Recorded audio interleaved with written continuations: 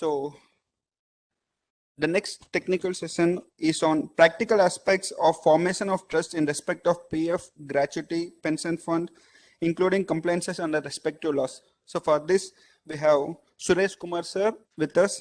So I request Chairman of Bangalore Bench BT Sethi sir to please welcome Suresh sir and present him with a floral bouquet.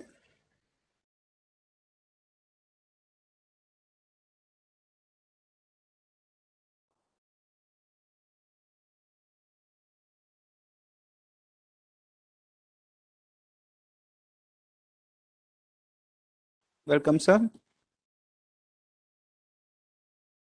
To give a brief introduction about Suresh sir, he's a become graduate from Madras University. He's a qualified chartered accountant and a cost accountant. He has over 19 plus years of experience in serving large Indian corporates and multinational clients in the field of audit, direct taxes, international taxation, employee mobility. He's also presented various papers in conferences and seminars. He has written articles on personal taxation issues in leading journals. He has a vast experience and advisory focus on cross-border employee mobility with focus on immigration, social security, taxation, and global workforce, and also structuring in inbound and outbound employee movements.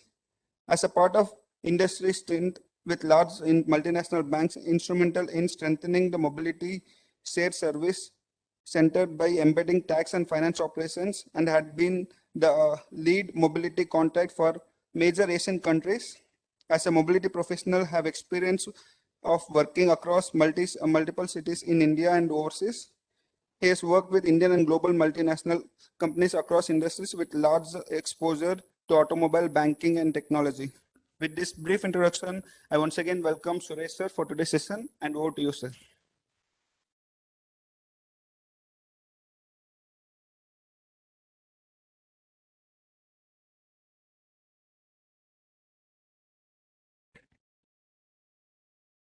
Hi, very good evening, and hope I'm audible.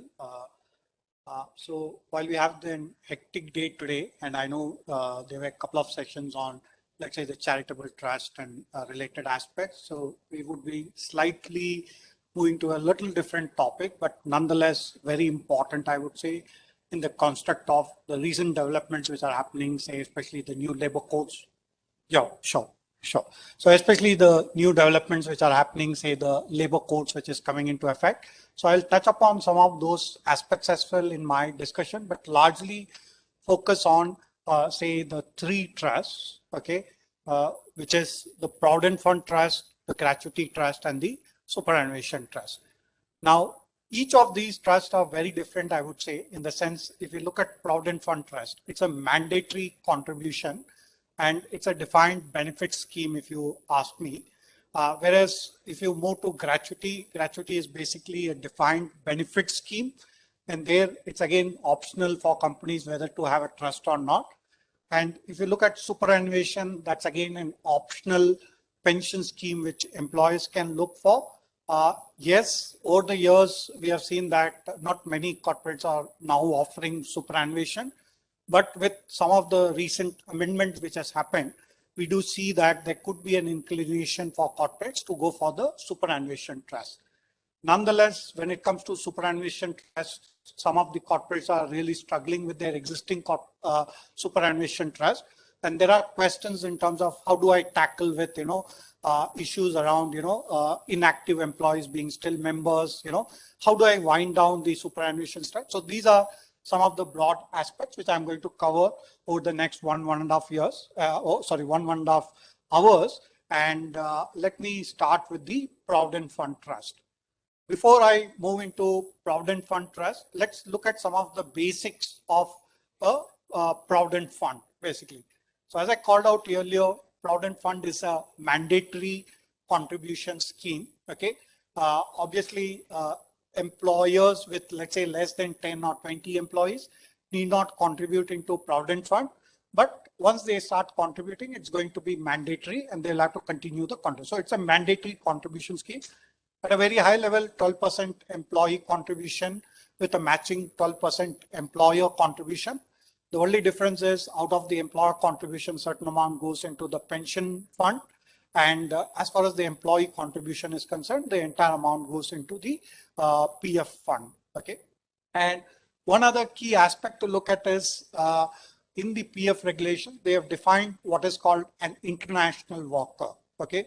In simple terms, an international worker is one who is not holding an Indian passport. So again, there typically when you look at multinationals or any organizations, they could potentially have international worker. Either these could be foreigners who have come into India on, let's say, an employment visa, and they, let's say, exercising employment here in India. So in that case, it's very easy to identify them. One is because they are foreigners. So from that perspective, you could easily identify an international worker and do the underlying compliances. But what we see is organizations are challenged with identifying international worker because there is also another category, which are the returning Indians. So when I say returning Indians, these are people who are not Indian nationals or holding an Indian passport, but maybe holding an overseas citizenship of India, usually referred to as the OCI. Okay, so these OCI card holders have the option to come into India and be employed like us, okay, in any organization. And this is the particular population which gets missed by several organizations, wherein they don't categorize them as an OCI, and as a result, there are underlying compliances issues and challenges which organizations face. So in nutshell, if there are international workers, then the compliances are little different. The reason being, the 15,000 threshold doesn't apply to them. Yeah. So which means for an international worker, the PF contribution is going to be due on their entire wages, okay, or the salary, okay. And unlike an Indian nationals where the contributions go only on the basic salary, or several organizations cap the contribution to say 15,000 rupees per month. Yeah. For an international worker, the contributions are going to need to be necessarily made on their full wages. So the reason why I'm touching upon some of these aspects is so that, these are some of the real issues or challenges which are being faced. And even where organizations have in-house trusts, etc., these are the aspects they will have to be mindful of. And that's the reason why I'm just trying to start with the basics of Provident Fund and then get into the nuances of a trust, etc. Yeah.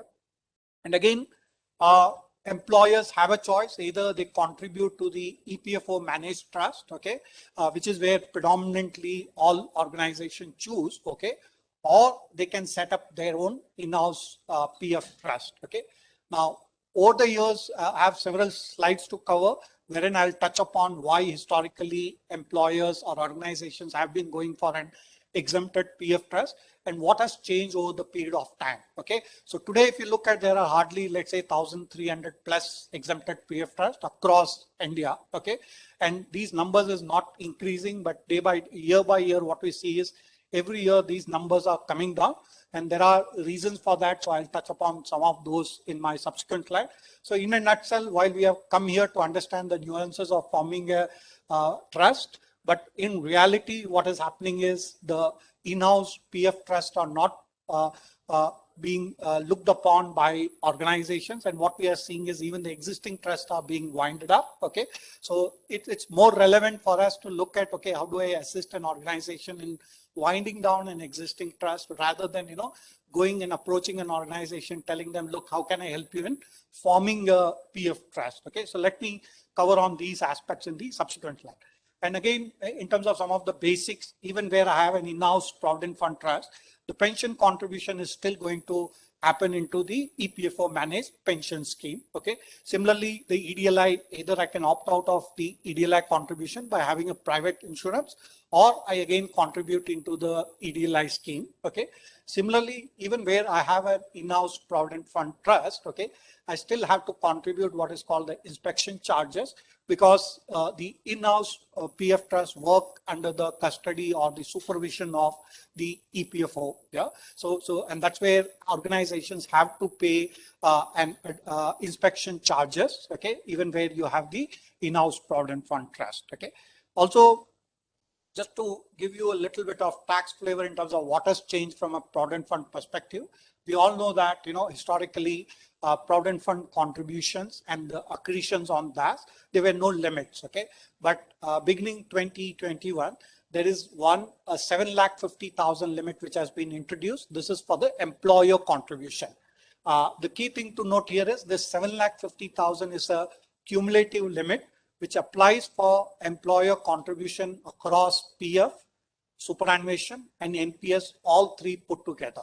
And only once my overall contribution exceeds 7,50,000, that's when it becomes taxable. And yes, you could assume that, okay, 7,50,000 is a very high limit, but the reality is, there are many employees, I would say, who are exceeding this 7,50,000 limit and started paying taxes on the employer contribution into these schemes. Similarly, from this financial year, which is 21-22, employee contribution in excess of 2,50,000 will again become taxable, in the sense there's no tax on the employee contribution, but the accretion on employee contribution in excess of 2,50,000, that is going to be taxable. And we had the rules also announced, which clearly mandates that there has to be two accounts which will have to be maintained. One is the taxable contribution and the other one is the non-taxable contribution. And that way, on the taxable contribution, any interest which get credited will be taxable. Okay, so this is a recent change. So this is again going to change the way employees are going to make the contributions. Okay, one is employee may not opt for, let's say, more and more voluntary contributions, while in the past, if you look at many employees would rather go for a standard employee contribution on year on year. So the point I'm trying to make here is the overall corpuses of corporates are also going to go down, because the employee contributions are going to be limited.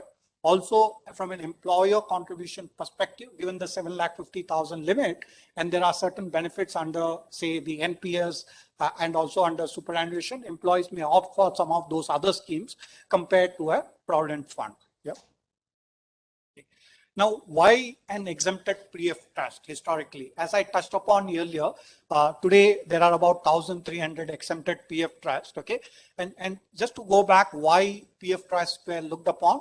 One reason was to create a good employee experience. The reason was in the past, it was a kind of administrative nightmare, I would say, to deal with the EPFO office to get your statements on time, or even raise a request for a loan or refunds, etc. They were administrative challenges, okay, because historically the EPFO was not digitized. But if you look back last 3+ years, okay, EPFO has completely transformed themselves. Okay, and in fact, today, if you look at the scenario, is that EPFO provides you with the information instantly. I would say the moment the contributions are credited, you get an SMS. Okay, you have an option to go online and download your PF statements. All your transfers, withdrawals are all happening online. I'm sure many of you would have experienced that with the recent COVID advances in terms of withdrawal. Just a matter of one day, the money gets credited into your bank accounts. Okay, so if you really look at today, EPFO has transformed themselves using the digitization mode. Okay, and that's why today we don't have any more of these challenges, but historically we did have those challenges. That's where organizations prefer to set up an in-house PF trust compared to a contribution, and that's the way they were attracting talent also, I would say, because that used to make a difference. So that was one. Secondly, the private PF trusts were able to generate more returns, okay, compared to an EPFO declared interest rates. Okay, the reason being they were going beyond. They had certain flexibility to make certain investments which an EPFO may not make. Okay, and that's where they were able to generate more returns, and that's where historically we have seen the larger in-house PF trusts have always declared interest rates which is little higher than what an EPFO had declared. But again, that scenario is also changing these days with say the returns on the government securities and fixed interest bearing securities on a decline.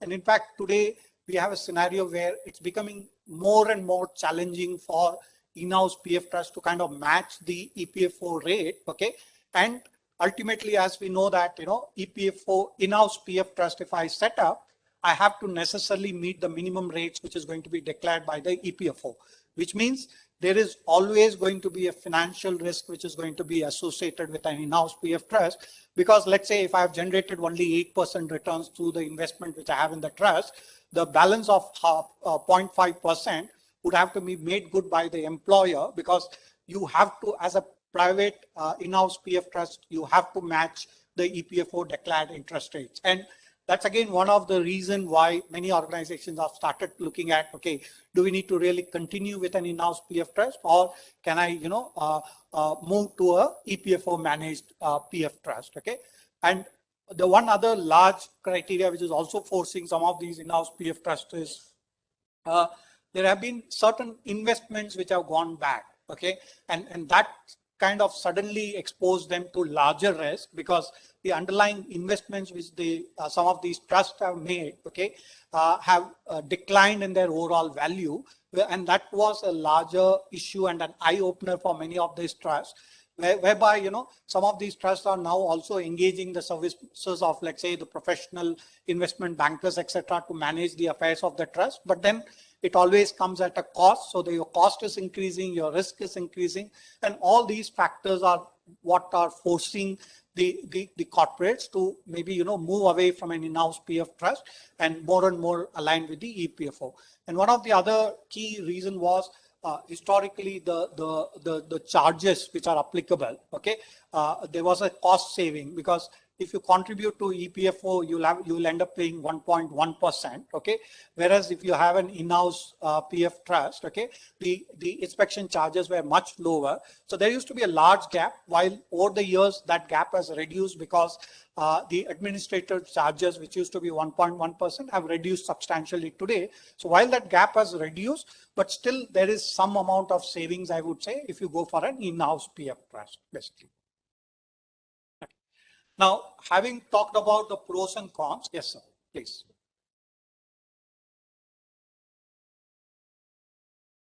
Can we? Sure. I don't think any in-house PF trust gets recognition or approval from the RPFO. So in that case, this is largely academic, right, sir? You're absolutely right. Okay, in the sense, I wouldn't say 100% approvals are stopped. Okay, I wouldn't say so. But the way it is happening is, yes, when you go to an EPFO, okay, for an approval, there is a larger scrutiny which is happening, and they are questioning you. Why do you want to, set up an EPFO trust? Do you have systems and processes at par with EPFO?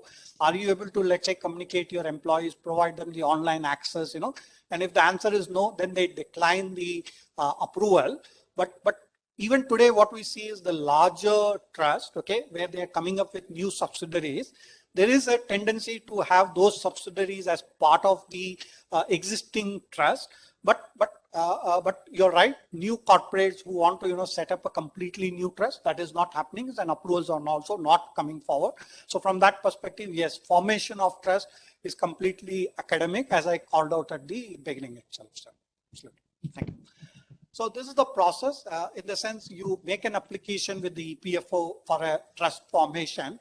And in fact, the EPFO forwards that request to the ministry, okay? And the ministry takes the consensus of the EPFO board, okay? And then once the approval comes through, it has to be gazetted, okay? And that's where you will see that all the PF trusts which were formed in the past, they would be formed through a gazette notification by the central governments or the state government. So that's the initial process. And once the EPFO approvals are there, then you go through the income tax exemption approval process, wherein you make an application with the income tax commissioners, and then they will call for certain information, and then they will grant you the approval as an exempted trust status, basically. Yeah. Now, what are the ongoing compliance needs? While we do see a decline or absolutely no new trust forming, but there could be existing trusts which could still continue to exist, and they would have these ongoing compliance needs, I would say. So one of the most foremost compliance requirement for an exempted PF trust is that they work under the shadow of the EPFO, which means all the rules and regulations of which are binding on the EPFO is going to equally bind on the private PF trust, which means at any point of time, I cannot have a very different trust deed to compare to what the EPFO rules says. Okay, so I will have to always align my trustee and rules to what the EPFO guidelines are. Okay, and I would always be, as a trust, I would always be subject to inspection and supervision by the EPFO, which means EPFO will keep calling for information and I'll have to submit these information. So again, once I form an exempted PF trust, it doesn't mean that for life I'm exempted.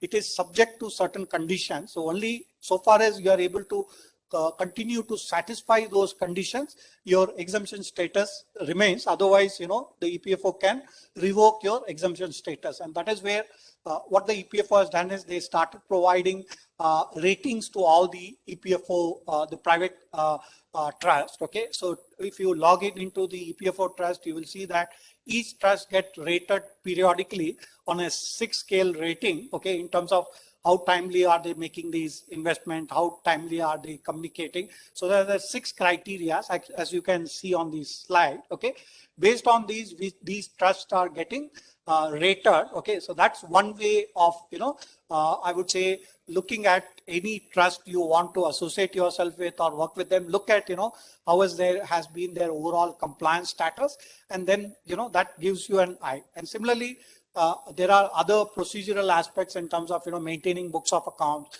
issuing statements to the members on a periodical basis, getting these accounts audited, filing these with the tax authorities, etc. So these are again some of the procedural requirements out there. Yeah. I think I covered this slide in terms of what has changed in terms of the PF trust in the past versus now, be it in terms of efficiency, investment choices, or overall services. Okay, so all these things we see marked increase when it comes to the EPFO managed trust these days, and there are also a lot of risks, and that's the reason why we are seeing more and more corporates are opting for the EPFO managed trust. So this is just for your reference in terms of, your conversation with your clients, etc., in terms of why should they look at, moving to an EPFO managed trust, if at all they are considering that. Yeah. And this is again the challenges of maintaining the PF trust, which I touched upon earlier. Okay, so I'll just elaborate on some of these, say, fluctuation in valuation of investment and uncertain returns these days. And some of these uncertainties have increased because now there is also an option for these trusts to invest in, let's say, equity markets, for instance. Certain amounts can be invested there, even with the government securities, etc. While in the past years, we have seen steady returns. If we look back last 3 years, 4 years, the returns are actually, going down. And there's a lot of uncertainty in terms of the market value with some of these government securities. Okay, so even today, let's say if there is a private PF trust which is existing, and if they think about, moving to an EPFO managed PF trust, okay, they would not be able to move 100% of their investments into EPFO, because there would be many of these investments which an EPFO will not be willing to take as such, basically. So which means even when we are looking at winding up an in-house managed PF trust and moving to an EPFO, there would be a scenario where I'll have to dilute some of my investments, etc. So there is a larger investment risk, and because of this, there is a need to, engage professionals, take a lot more investment advisory even before you go ahead with some of these investments. So that's one. And also administratively becoming more and more challenging, I would say. Just to give you the latest instance, say the government has said, look, going forward, there is a ceiling in terms of employer contribution. There is a ceiling in terms of employee contribution. So let's say if I have an in-house PF trust, then the question comes, okay, do I need to deduct TDS on a periodical basis? So let's say there is a contribution which happens, which is beyond 2,50,000, right? So if I'm contributing to EPFO, the question is with the EPFO whether there is a TDS applicable or not. But if I have an in-house PF trust, the question comes as a private trust, do I need to, deduct TDS on an annual basis or not? Okay, because the interest is now taxable. Okay. Similarly, for the employer contribution in excess of 7,50,000, how do I maintain these accounts? So while there are tax guidelines, there are still now guidelines from the EPFO. Okay, so a lot of uncertainty, a lot of challenges as we move ahead. Okay, and that's the reason why, that is again one of the challenge. And obviously there are other factors like increasing cost of maintaining the private PF trust, etc. Yeah. Okay. Now this is again in terms of trend, which I did covered in my earlier conversation. But if you look at, 2 years back, okay, or say in 2018, if I look at, there were 1,400 plus trusts. But today, if I look at over a span of 3 years, there are hardly 1,300 trusts, which means clearly very few new trusts are getting formed, and even existing trusts are all getting, deregistered, I would say. Yeah, so that's one trend. Again, one of the other aspect is many employees are not opting for PF, I would say. Yeah. So again, to just touch upon this aspect, okay. Historically, we have seen that manufacturing companies used to restrict the PF contribution to say salary of 15,000. And in the service sector, we see typically the contribution would have been happening on the entire basic salary. So this used to be the trend. But then of late, if you see, new employees, especially employees who are not members of the PF trust, when they join an organization, as an employer, you'll have to give them a choice. Okay. Do you want to contribute into PF? Okay. And what we are seeing is there are many first time subscribers to PF who are in fact opting out of PF because what they need is they are all interested in net take home salaries. And what we are seeing is many of these employees are not even opting for PF. It's an option available to them, but this option is only available for first time members. So just to clarify, if I'm already a member, let's say if I'm working with organization X, okay, and if I'm a member of PF and I move to organization Y, I don't have a choice. I will have to make contribution. Yes, I can opt to restrict my contribution to 15,000, or I can make a contribution on the basic salary. Whereas if I am a fresh graduate and let's say I'm joining a company for the first time, literally that's my first employment, then in that case, if my monthly salary is more than 15,000, I can even opt out of PF. Okay, so that option is there. So what we are seeing is many employees are not even opting for PF and they are opting out. Okay, so that's one. Yes, sir.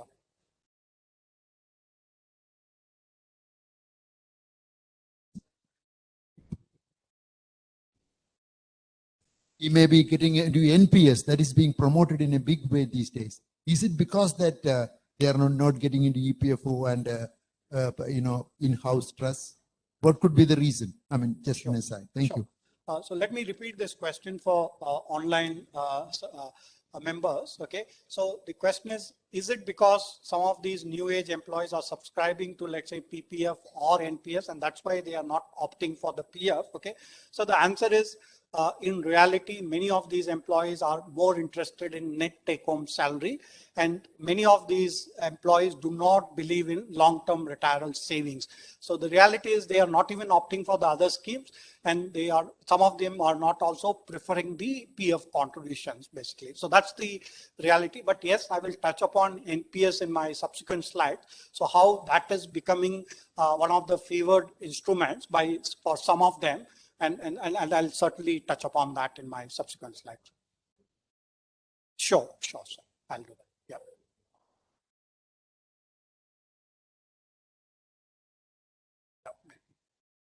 Yeah. If you opt out, then the employer also need not contribute his 12%. So your CTC comes down to that extent. Absolutely. So just to again, dwell on that point. Okay. Today, most of the organization, the way it works, they communicate a CTC, which also includes the employer contribution. Perfect. Okay. So which means if I opt out of employee contribution, there is no employer contribution. So that money is paid to me as a additional allowance, as a special allowance. So that is what is happening. So end result, where there is a choice given and I'm not losing out on the money, employees may opt out of the PF, but yes, where it is over and above the CTC, then no employee will opt out of PF because then they lose out that particular money. Yeah. But more or less, if you look at today, almost most organizations are moving towards a CTC, which also includes the employer contributions.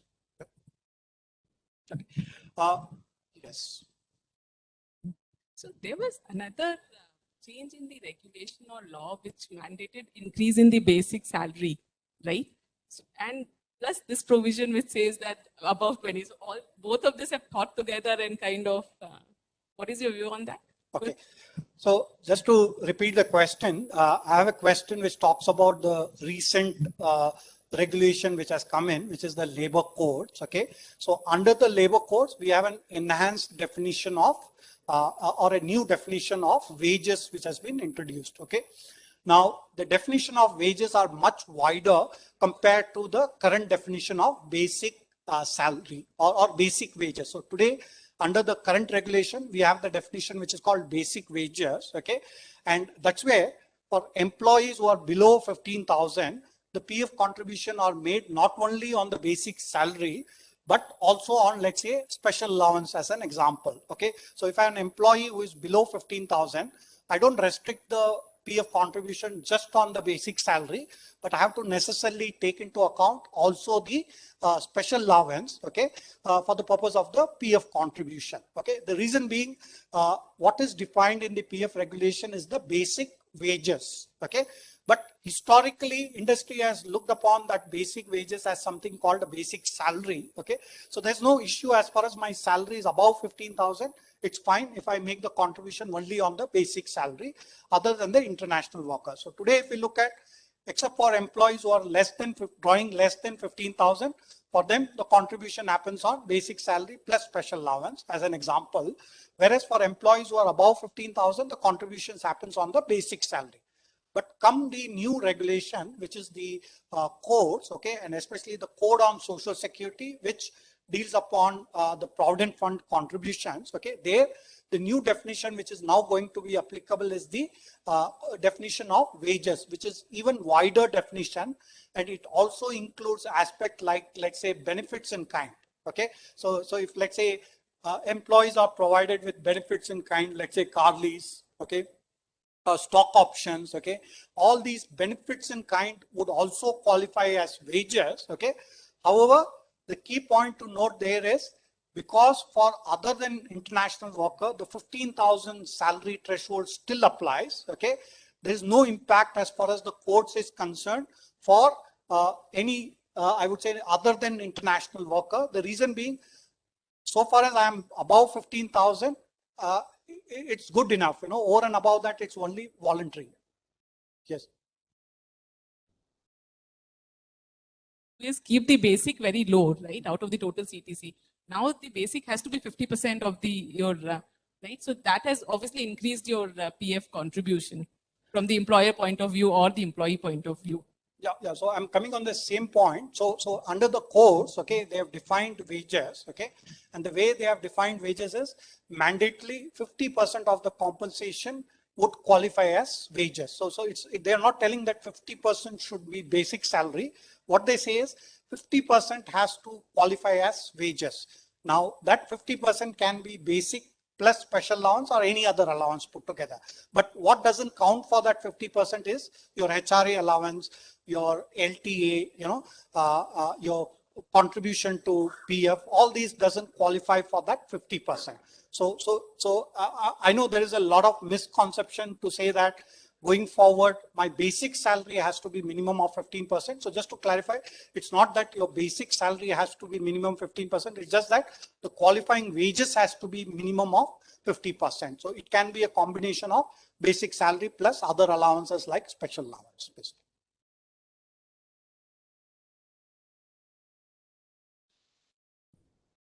Yes. So practically how organizations are dealing with this, they are just going ahead and enhancing the basic salary. So that's the way to go about basically. Yeah. Another thing on this, sorry to interrupt. See, contractual employment is becoming very, very popular.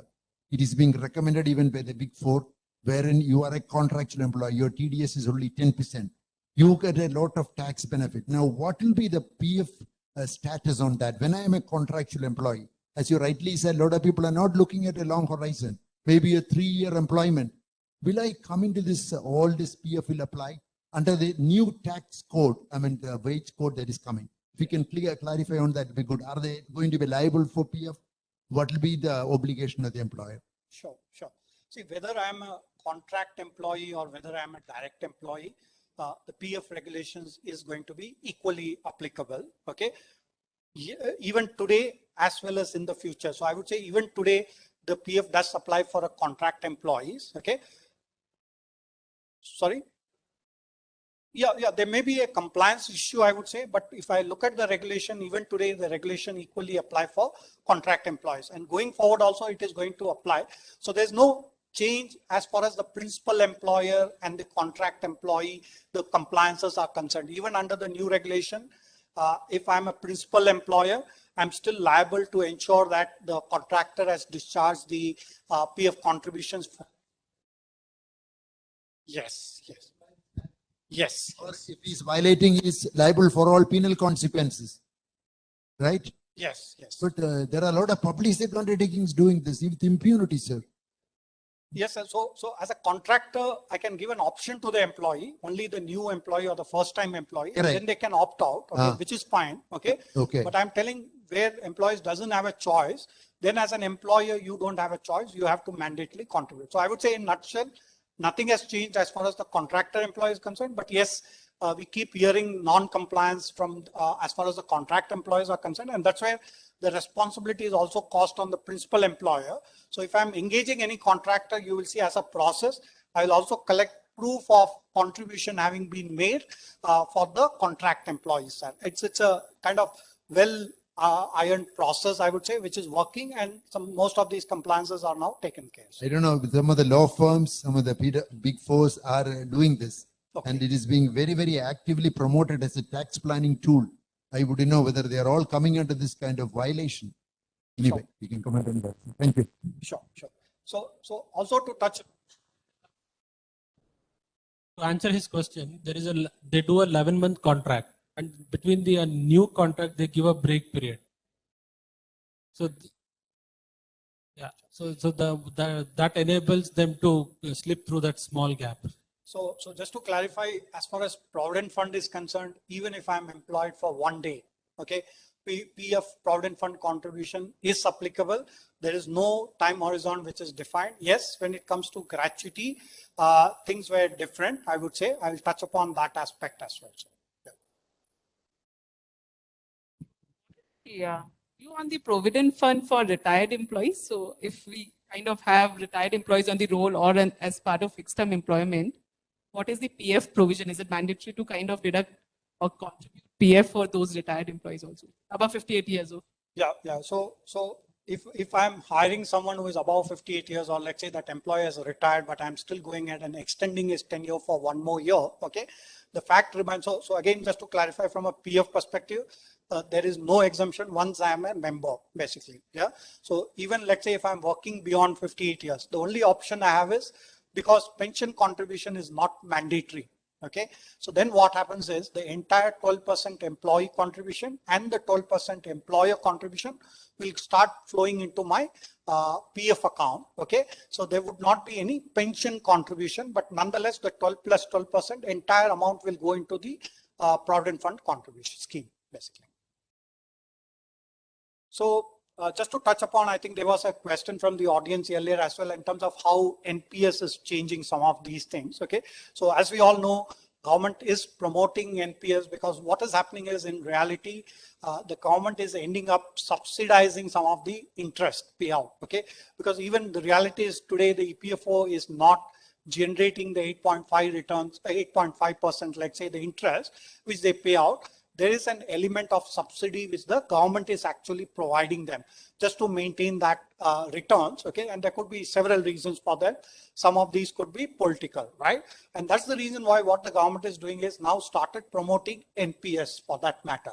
And we would have read articles that, the government is looking at making NPS versus PF optional, in the sense employees can choose between an NPS and PF. But all those things, while they were in the plan, as of today, if you look at PF still continues to apply as a mandatory, and NPS is an optional scheme over and above PF, I would say. So nothing has changed in the regulation, but yes, the government was contemplating in terms of how do I bring in NPS, okay, and provide that as an alternative to PF, but nothing progressed on that. But yes, those aspects are still being looked at by the government. So maybe in future, we could see that the government may provide alternatives to employees to choose between an NPS and the PF. But as of today, if you look at, there is nothing there. Okay. But at the same time, given the tax changes which has happened, say about 7,50,000, there is a tax element and stuff like that. What is happening is more and more employees are restricting their contributions to PF to the extent of 7,50,000, and the additional money which they want to invest, they are trying to put that in NPS. The reason being, compared to a PF, NPS has the potential to generate more returns, while there are also risks associated with NPS, in the sense you could also get a negative returns, because you as an individual can decide how my investments is going to be, so under NPS, say you have something called an active choice and an auto choice. Auto choice is basically based on your age. The NPS automatically invests the money in equity, central government securities, and corporate bonds. Okay, that's based on your age. Okay, that's an auto choice. But as a subscriber, you can also choose for an active choice, and you could say that, okay, look, 50% of my contribution can be invested in equity, and the balance 50% I'll have to opt between corporate bonds and government securities, for instance, right? So more and more employees are seeing good returns coming out of that, especially last 2 years if we look at, because the equity markets have been on a roller coaster, if I have to use that term. Okay, so which means under NPS we are seeing returns as high as 20%, 25%, depending on at what point of time you have entered. Okay, so it's clearly evolving as an alternative, and this is something I would say NPS is more favored also because the cost of investment is very, very minimal. Say someone wants to go and invest in a mutual fund, you always have the entry load, exit loads, and the annual charges which are substantial. Whereas under NPS, the charges are very, very minimal, I would say. Okay, and these products are at par with any other mutual funds, etc. So those are attracting, I would say, employees more towards NPS, I would say. But then still, traditionally, many employees continue with PF because there is a guaranteed return under PF. There is no question of any negative returns under PF. Whereas NPS, there could be a potential for a negative return also, while you could also make more returns compared to a PF, basically. Yeah.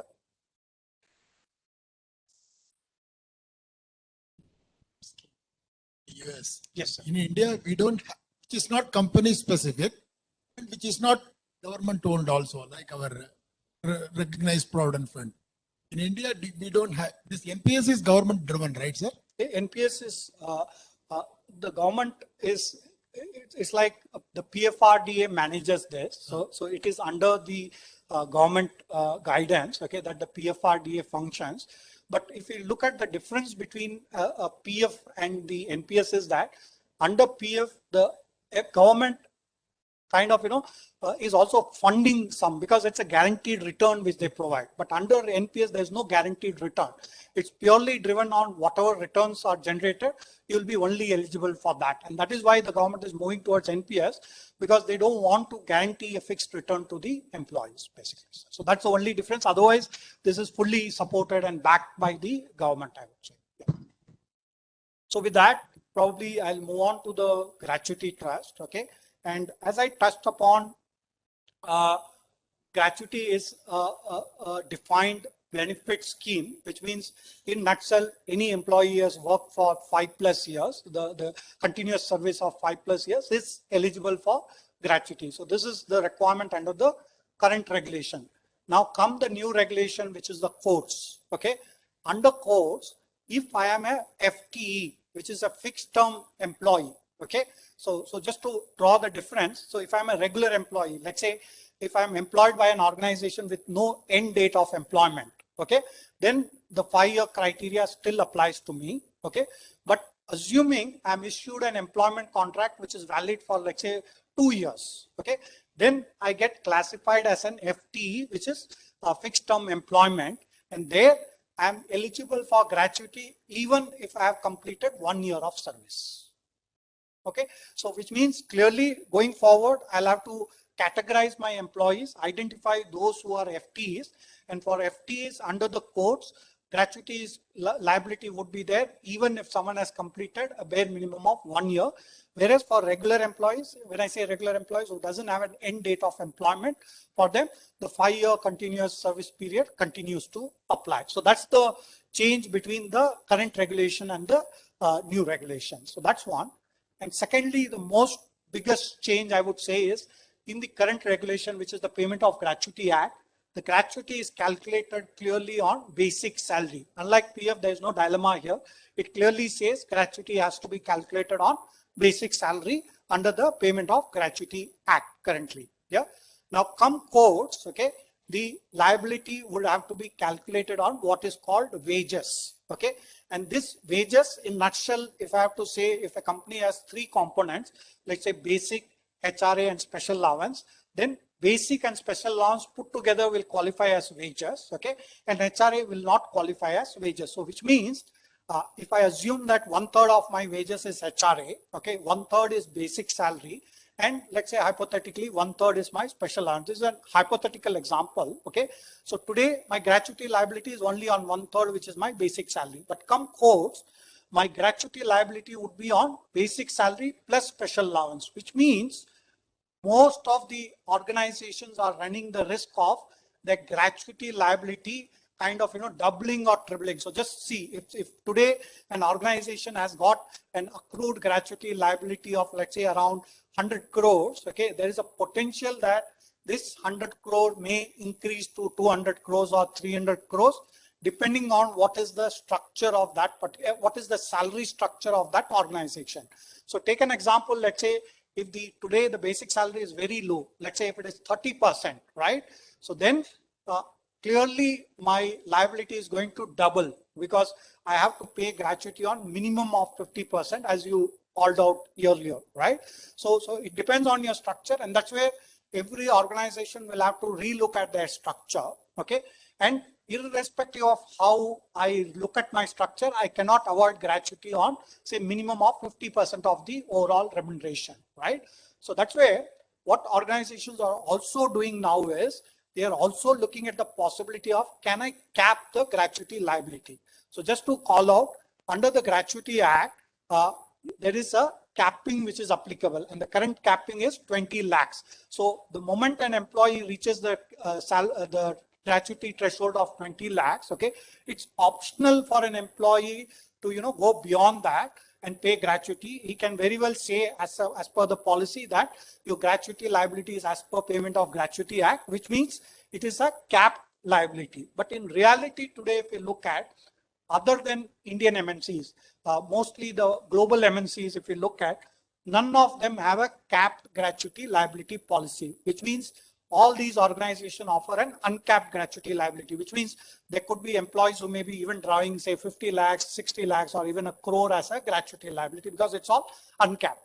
And given the changes in the regulation now, it's very difficult for organization to maintain that uncapped gratuity liability. And that is where many organizations are also looking at, can I relook at my policy, and at least going forward, can I start capping my gratuity liability? So these are the two big changes which are happening, given that the new courts have come into place. Otherwise, the rest of the provisions continues in terms of how do you calculate the gratuity, 15/26, the formula, all those things kind of continues.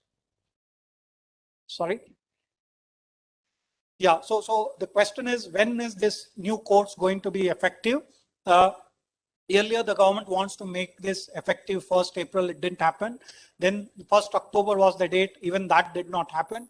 And right now, if you look at, there are elections out there. So which means there is a possibility that it may differ a little more. And hopefully, what the government is planning is maybe by 1st April 2022, they may target to bring this. But I would say there is nothing official out there. The government is still trying. But then, given that these are contentious regulations, there could be challenges in making this effective. And one of the biggest challenge at this point of time, I would say, is many of the states have not come out with the state rules. So while the center has come out with the codes, these are the new regulations, the underlying rules has to be notified by the respective states. And there are many states who have not come out with the rules. And till the rules comes out, it is not practical to go out and implement this tool. So we'll have to watch out. There's no definite date out there. So we'll have to all watch out. So, Restructure also from special allowance, if it is merged with your basic, just to avoid your gratuity liability. yes. In your company contribution of PF, that expense will go up. So it is it will not, at least gratuity is a deferred liability. PF will be a current liability. Yes. So there are a lot of complications when you go about, structuring the salary. It's not straightforward that I just go ahead and increase my basic. I'll have to look at various aspects, because again, as you rightly called out, my PF contribution will increase. Okay. So while employee may be happy because the employer is contributing more, but then there is also an element of additional employee contribution, and then they will not be happy that their net take home is reducing, right? So a lot of complications, I would say, and that's where when compensation structurings are being done these days, okay, they are also looking at different compensation structure for different level of employees, I would say. Yeah, because you don't because there are different implications for lower level employees compared to higher level employees. So that's where organizations are even opting for, say, today, if we look at mostly the compensation structure would be flat across the organization, but moving forward, organizations are also looking at different compensation structure for different employee levels, I would say. Do a actuarial valuation of the gratuity liability, even under costs, without any capped gratuity also. Anyway, the current outflow will be far less, and the kind of guys who are going to retire at various points in time will also be minimal. So since the liability will be hedged with the LIC policies or some other thing, the company will get more or less protected now, right? It would not get protected much, sir, because invariably the employer has to fund the gratuity liability, because the returns from the gratuity, see, LIC doesn't guarantee you once, it's not a contribution based scheme, right? It is still a defined benefit scheme. So while I contribute on an annual basis based on the actuarial valuation, if I have a exempted gratuity trust, okay, but it doesn't mean that my liability is absolved, okay. What happens is, as and when the employees are going to leave, okay, I will have to pay the gratuity, okay. But if there is any shortfall, okay, that has to be made good by the employer, basically. So it's not that, so just to call out, gratuity is not a defined contribution wherein, say, if I made a contribution that ends my liability, no. Any shortfall, the employer, so which means invariably you cannot say that the gratuity liability is hedged, and also the returns which get generated where I have an exempted gratuity trust are not very high. You know, the typical returns what I have seen is in the range of, let's say, 4 to 5.5%. Again, depending on what kind of instruments the exempted trust have opted for. You know, because of late LIC or some of the private insurance, other than the traditional investment options, they are now also offering for unit-linked insurance plans, wherein there is certain investments happening in equity, etc., where the returns could be slightly higher, but then there are also risks associated with that. But what we are saying is largely gratuity trust, the returns are not very high. It hovers between, say, 4 to 5.5%, 6%. That's how the returns are, basically. Yeah.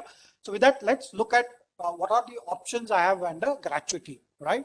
So clearly, as an employer, it is optional for you. Do I go for an exempted or a funded gratuity trust, or I pay the gratuity liability as and when the employee leaves the organization? It's completely optional. There's no mandatory requirement that you have to necessarily form an exempted gratuity trust and fund the gratuity on a year-on-year basis. Yeah?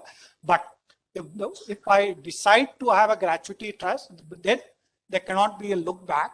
And again, one important aspect to call out is the gratuity trust is going to be specific for that particular entity. So unlike a PF trust, which can be for a group, okay, gratuity trust is specific for that entity, which means if I have multiple subsidiaries and holding companies, for each of those companies, I'll have to form a gratuity trust. So that's something probably which you'll have to keep in mind, that gratuity trust is specific to an entity. I can never have a scenario where I have a gratuity trust for a group, let's say for a Tata group or any group. We would have never come across that, because there are restrictions from the income tax regulation perspective. Yeah.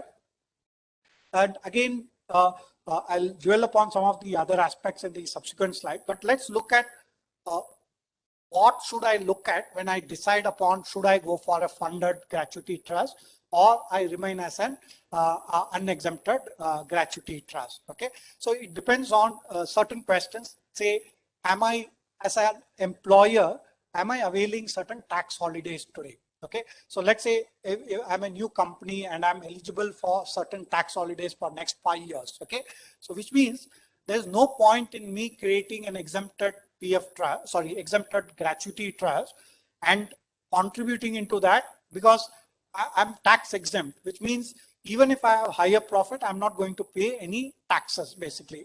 Applies in case of export-oriented units, etc., say STPI units, etc. While the tax holidays are slowly dying down, but we still have certain organizations who are still part of these conditions, basically. Yeah. So for them, it doesn't make sense. Okay.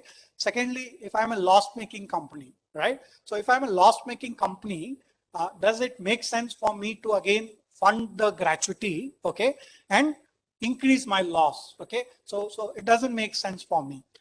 Similarly, what is the current cost of my funding? So if as an organization, I'm leveraging on borrowed funds, and let's say my borrowed funds are coming at a cost of 7%, 8% plus, okay, but whereas the gratuity is going to not able to generate that kind of return, then again, it doesn't make sense for me to, have a exempted gratuity trust and start funding that, while on the other hand, I'm borrowing funds at very higher rate, basically. Yeah.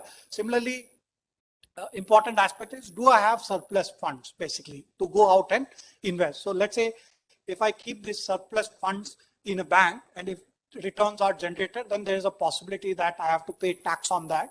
Rather, I can opt for a gratuity trust and park these funds in a gratuity trust, because the returns from the gratuity trust would be tax exempt, right? So which means while I could generate a 4 or a 5% return, it is net of tax, which means the actual returns could be still higher. So these are, I think, 4 criteria which you would look at. And yes, depending on whether I have an exempted trust or an unexempted trust, there are pros and cons, which means if I have an exempted trust, I get accelerated deductions from a corporate tax perspective, and thereby my corporate tax outgo is lower. Whereas if I do not have an exempted trust, okay, my corporate tax deductions are going to be deferred, and these deductions are only going to be available in future as and when the actual payout happens to the employee. So I'll have to wait, and you cannot apply one formula across all entities. I'll have to look at pros and cons between different organizations in terms of at what stage they are, and accordingly recommend them. But many times what we see is organizations may not have thought through on all these aspects. So as professionals, you could add a lot of value there in terms of having these conversations with your clients, or if you are in this industry, driving some of these within the organization to take them through the merits, because many of them have not initially thought, and when we have this conversation, they understand some of these benefits and they then move towards an exempted PF trust. Now, overarching policy can also be that how do I secure the gratuity payout for my employees?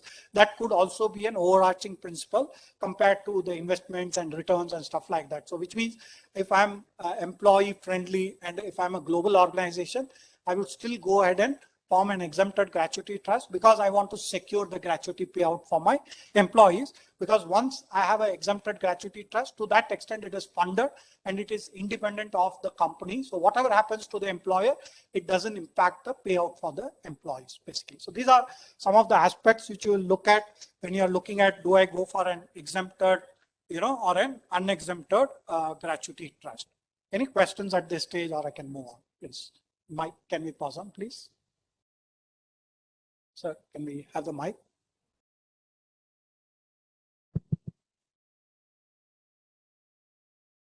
So a while back, you were saying that the MNCs obviously go for an uncapped gratuity, right? But the provision for actuarial valuation, basically the provision which needs to be accounted in the books, always is capped, which I thought, right? So there's an under provision to that extent, or under accrual of liability, right? So the accounting is again linked to your policy. Okay, so what is your policy? So if your policy is that I'm going to pay for an capped gratuity, then the actuarial valuation will also happen accordingly. But if you have a policy which doesn't cap, and let's say it is an uncapped policy, then obviously the actuarial valuation will also be on an uncapped basis. See, it's basically, what is your liability? What is it that you have committed to your employees? That will drive the actuarial valuation and the accounting basis.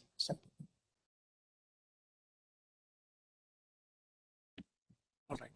Now let's move on and let's look at the next slide in terms of what are the investment options I have under the gratuity trust. Okay. So here again, if you look at most organizations who have an exempted gratuity trust would typically tie up with an insurance company, and the insurance company would end up acting as a fund manager, and they manage the trust. But you also have an option to say, manage the gratuity funds in-house, similar to a PF trust, for instance. That is an option which is there, but not many have explored that option. Typically what we see is most organizations go to, let's say, LIC or any other private insurance companies, and they manage the affairs as far as the gratuity trust is concerned. Yeah.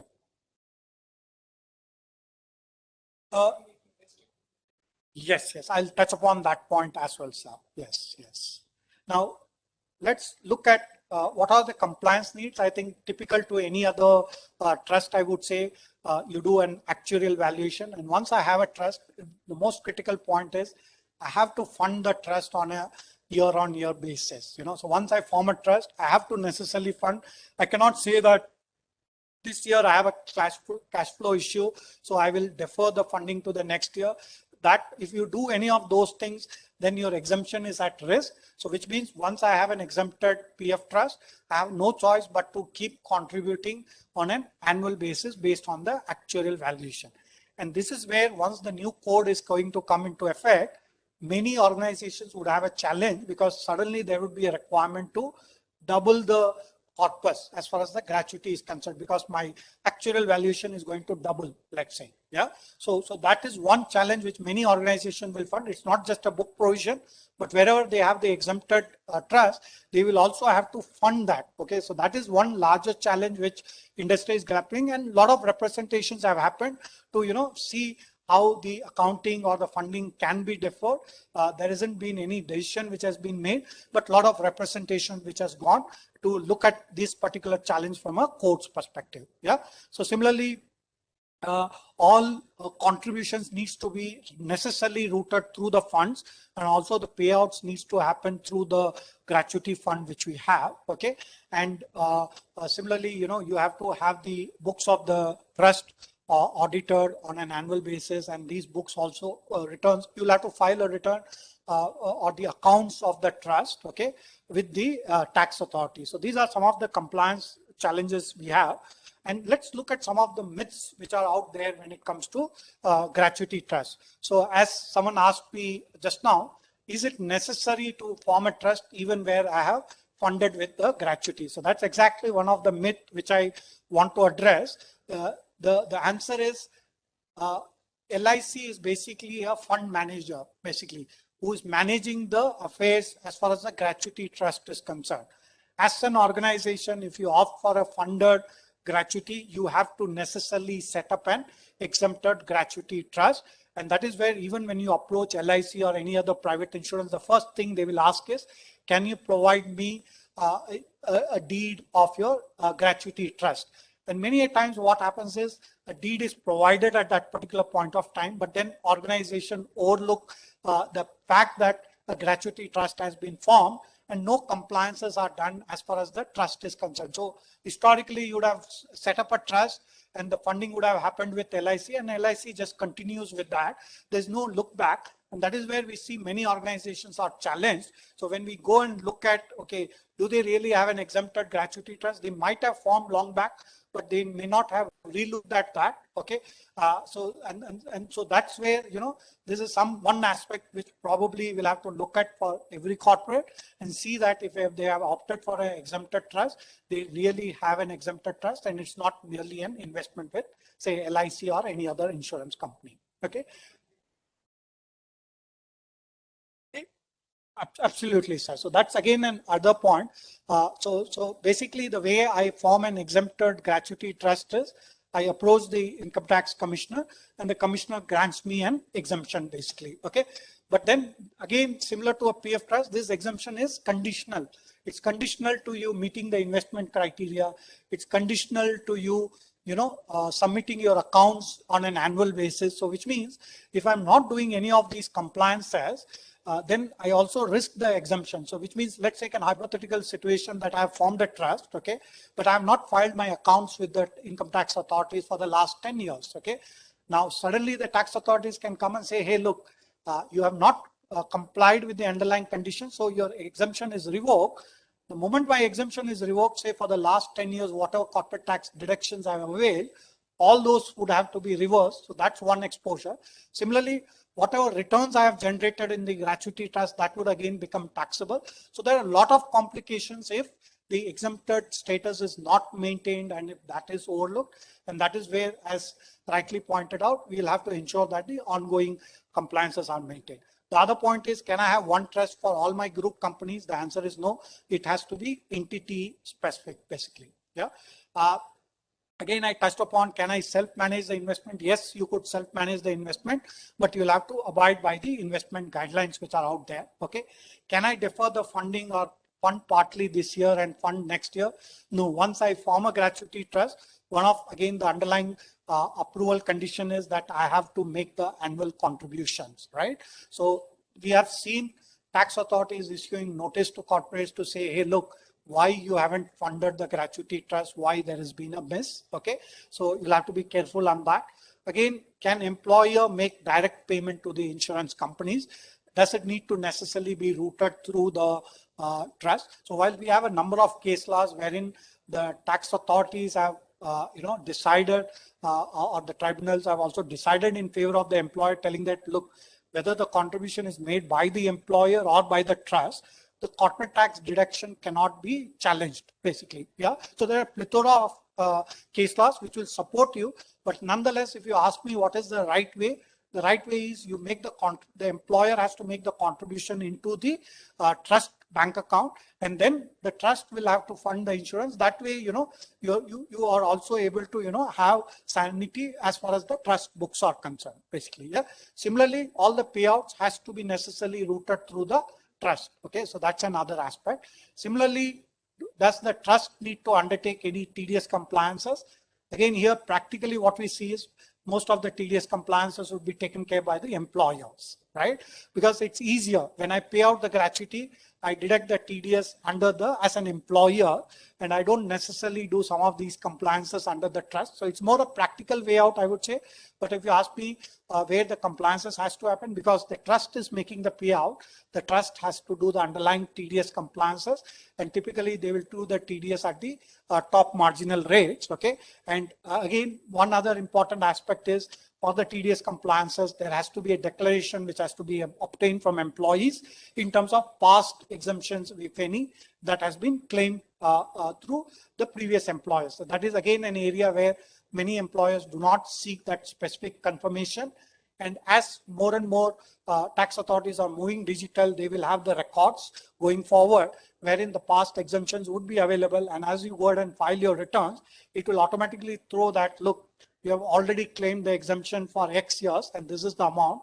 And that could also trigger a notice to the PF trust or the employer. So make sure that wherever you're advising the employers, make sure that there is a robust declaration process in place so that you are not challenged in terms of under TDS, etc. Yeah. And again, most important is, as a gratuity trust, I have ongoing compliance needs, and I'll have to be mindful of that and make sure that I go through all those compliances, basically. Yeah. I've already touched upon some of these challenges under the codes. Okay. In terms of one-time liability, there is going to be a steep liability once the codes comes into effect. Also, the ongoing liability is going to increase. Okay, so these are some of the challenges which you have. The coverage is again going to be wider, in the sense even all FTs will also get covered under gratuity. So which means I'll have to relook at my gratuity trust deed, etc. once the new code comes into play, to ensure that my gratuity trust deed is in line with the new code. So which means anytime I go for a change in the gratuity trust deed, I'll have to again get the approval from the Commissioner Income Tax through the deed of variation, basically. So I'll have to follow all these processes. So with that, let me see if there is any questions. Otherwise, I'll quickly wrap up with the superannuation trust.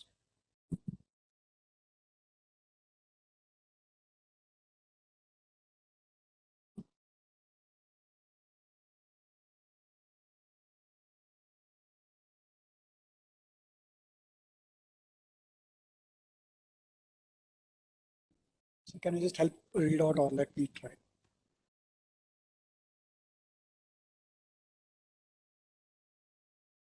Yes, sir. So any subsequent amendment in the Gratuity Act, including change the trustee, should approval be taken from CIT.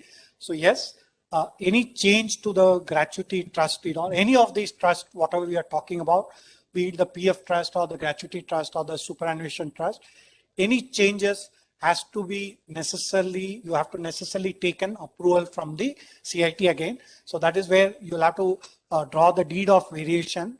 And this deed of variation has to be approved by both the company and the trustees. And then you'll have to take an approval. Only post approval, the changes would become effective. Yep. Whether a recognized gratuity trust has to take registration under section 12A to claim exemption, or after it is recognized, can I claim exemption under 1025? So yes, you have to necessarily go and make an application for the exemption, okay? And only once the approval is in place, that's when. So what we see is sometimes the gratuity trust does get formed in advance, I would say, yeah. And so there is a provision that, you know, the gratuity approval can be also backdated, in the sense they can go back and provide the exemption status up to 3 years. So even where I have formed the gratuity trust and let's say I've started making the investments and the contributions, even at a later point of time, I can go ahead and claim the exemption from the tax authorities. So, maybe we can move on to some of the other questions. Yeah, I think this we have already covered, sir. That's it then. Yeah. So with that, probably we'll move on to superannuation trust. I'll try to keep it quick here, because again, there are not many companies who are going in for the superannuation trust, as we all know historically. But yes, many corporates were offering superannuation because they were a larger tax benefit under the superannuation. But over a period of time, these tax benefits were curtailed. So as we know earlier, for superannuation, there is a benefit of only up to 1 lakh, okay? And then it got enhanced to 1,50,000 in terms of the employer contribution. But with some of the recent changes, I would say, okay, it's per year, sir. The employer contribution up to 1,50,000 used to be tax exempt, basically, yeah, employer contribution. Earlier it used to be 1 lakh, and then it got enhanced to 1,50,000. Okay. Now the big change which has happened is with the recent change, wherein a cumulative limit of 7,50,000 has been announced. Okay, for PF, superannuation, and NPS put together. Okay, indirectly the limit for superannuation was also enhanced. So let's take an example that let's say the PF contribution is 1,50,000. Okay, and the employee has not opted for let's say NPS. Okay, so with the new regulation, okay, effective tax year 2021, the overall limit which is applicable across PF, NPS, and superannuation is 7,50,000. So 7,50,000 minus PF, if the employer has not opted for NPS, or minus NPS, that amount is available for tax benefit. So which means invariably the limit for superannuation has enhanced, okay, and this provides an opportunity for many employees to actually, you know, opt for superannuation. But the only challenge is for superannuation, the employer needs to have a independent superannuation trust, and then the employer has to provide this benefit, unlike an NPS where I can go and make the employee contribution. So there is a dependency on the employer. But then, yes, if there are employers who are looking at reviving the superannuation scheme, given the larger benefit which you have, this could be a good option. Okay, so that's one thing which you could look at in terms of promoting. I wouldn't say promoting, but advising corporates to look at superannuation, because there could be an enhanced tax benefit for employees given the regulatory change which has happened. Yeah. The one other, so that's on superannuation. And in terms of contributions, if we look at superannuation is governed by the overall limit of, let's say 27%. So 12% PF is fixed. So 27% minus 12%, 15% is what is applicable for superannuation. So as employer, you can contribute up to 15% into superannuation, given the overall limit of 27%, which is applicable, right?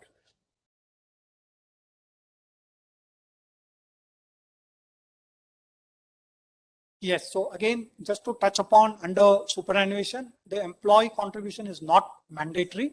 You could float a superannuation scheme wherein there can be only employer contribution, but nothing stops you from having employee contributions also.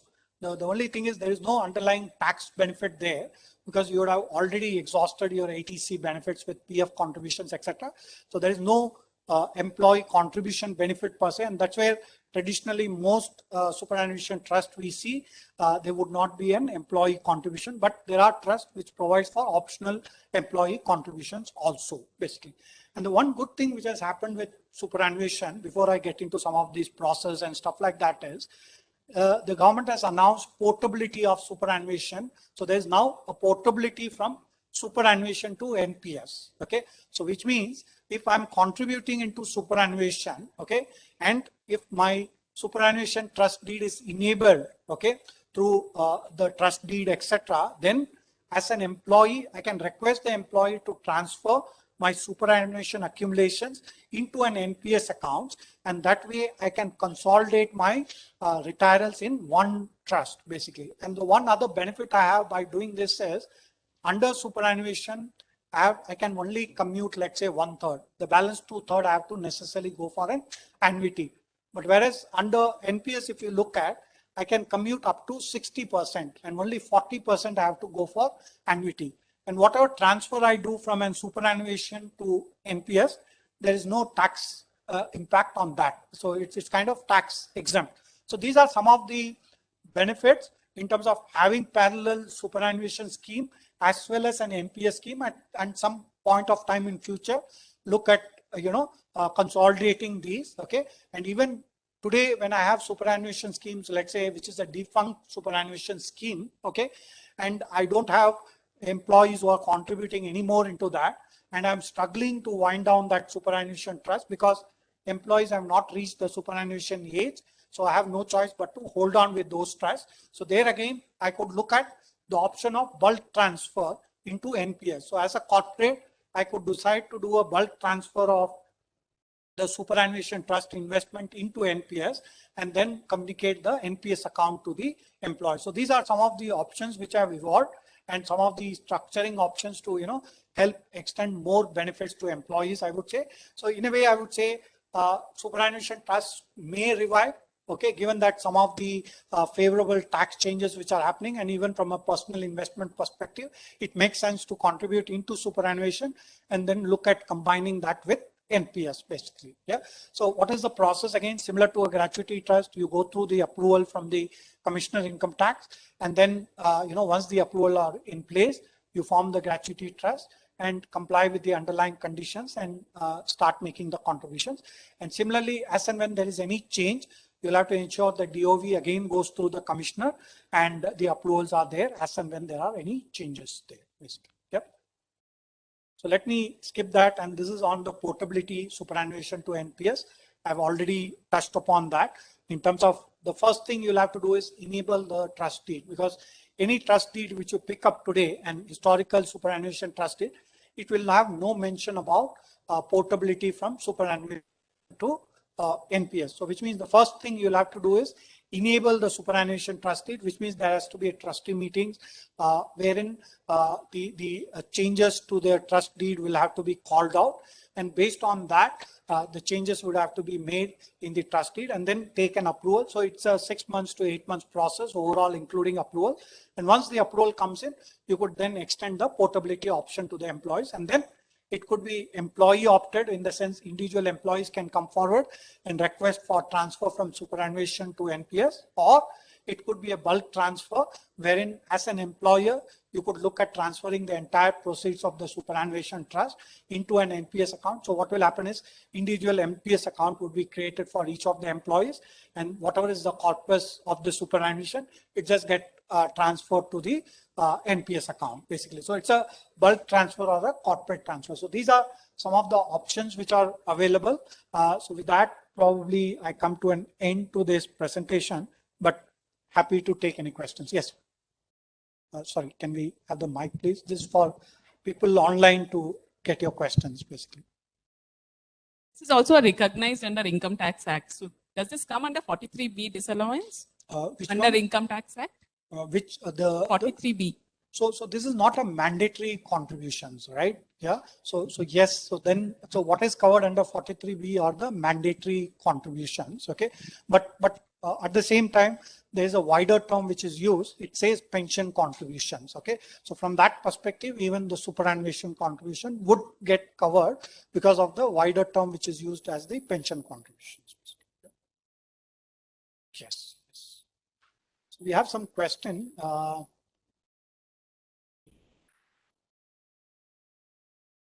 I think these were questions related to the earlier presentation, sir.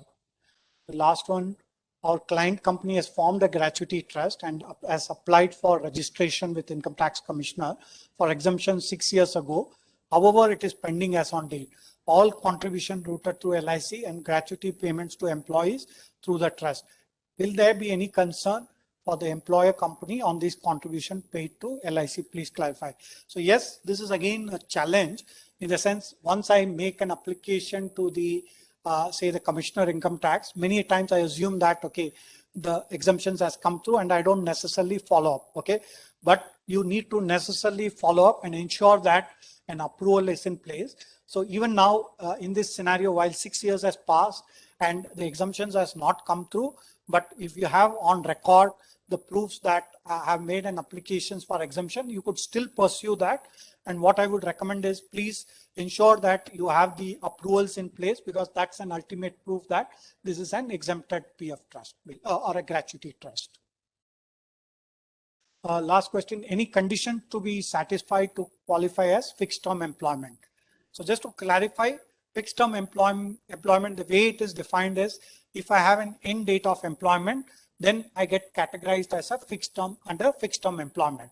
So if I issue an employment contract, let's say, which doesn't have an end date of employment, then it doesn't come under the fixed term employment. But any contract which has an end date of employment, then that gets under the fixed term employment classification. Gratuity and PF trust income is exempt. Can you please specify provisions of income tax? So these are exempt under section 10. So if you look at specifically section 10, it does provide for both the exemptions for both the gratuity trust as well as the PF trust, basically. One of the employee in our client company doesn't have Aadhaar and is trying hard to get one. Do we have grievance portal with respect to PF trust where we can sort this? Okay. Now, so this is a challenge with the EPFO. So where I have a private trust, I can still continue the contributions. Okay, the PF contributions can still continue, even though I may not have an Aadhaar. But then it's a challenge where I have to make the pension contributions, etc.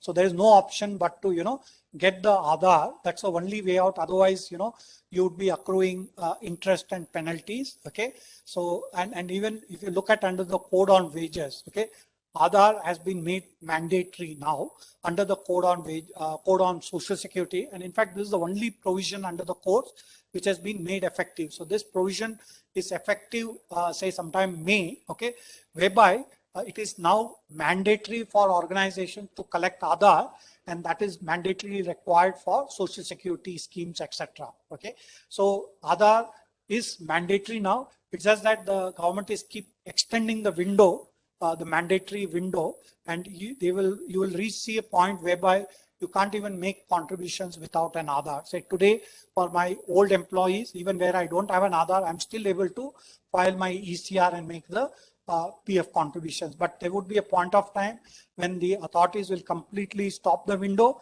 and you will have no option but only for Aadhaar seeded employees, you would be able to make the PF contributions. So I think with that, I come to the end of this So presentation. one more last question. Yes, sir. Basic question it is. So how does exactly this PF trust works? I mean, whether employer and employee contributions get transferred to the trust, and whether they will make payment to the competent authority. How exactly? I'm not understanding. Sure. So let me explain again the PF trust. Okay, the in-house PF trust or the exempted PF trust. So as I called, only the PF Provident Fund contribution goes into the private trust. Okay, the pension contributions, EDLI, all those continue with the EPFO managed trust, basically, yeah, or under that schemes, basically, yeah. So when equivalent to an EPFO managed trust, I have to necessarily make the contributions by 15th of the next month.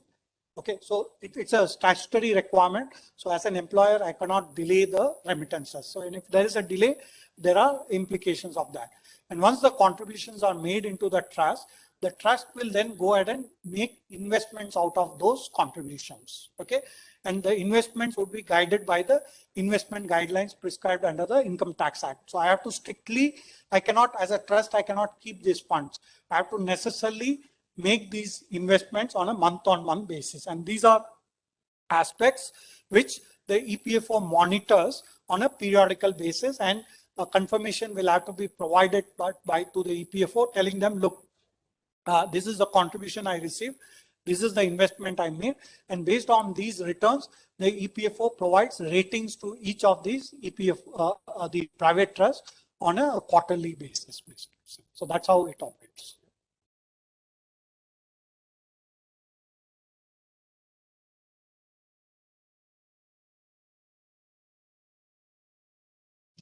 Yes. Yes. So the exempted PF trust have to necessarily match the EPFO declared interest rate. They cannot give a return which is lower than the EPFO declared rate. But what we see is some private trust in the past have declared returns which are higher than the EPFO declared. So that used to be the norm, but of late we are seeing that as a challenge, and that's where at best they are trying to match the EPFO rates.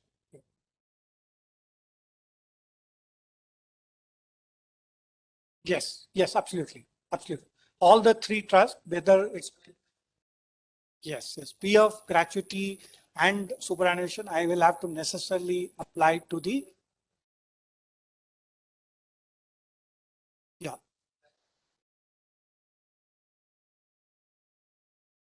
no. So leave encashment, we have not seen it being funded. Okay, while the organization can park the funds, they can have their own.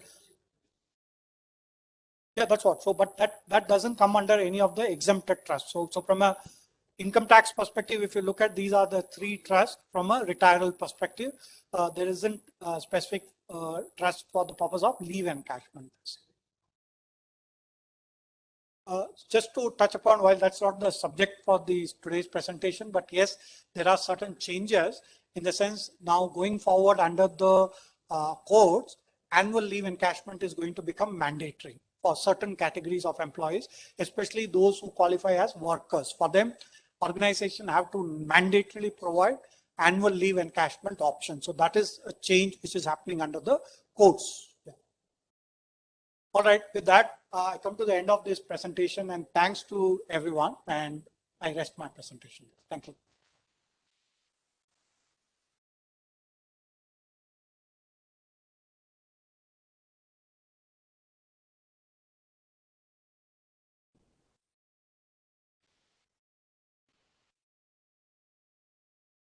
Wow, what a session it was.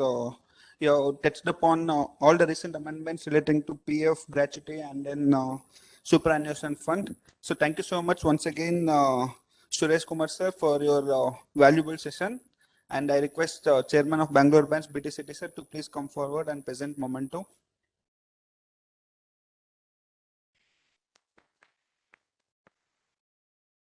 Thank you so much, sir. And before we conclude, again, as I told, so next weekend, 3rd and 4th, so Central Council and Regional Council elections are coming. So please do come forward and then vote and select the right candidate so that it will be benefit for all the members and students at large. And also the big seminar coming on 10th and 11th of December. So National Conference on Indirect Taxes relating to GST.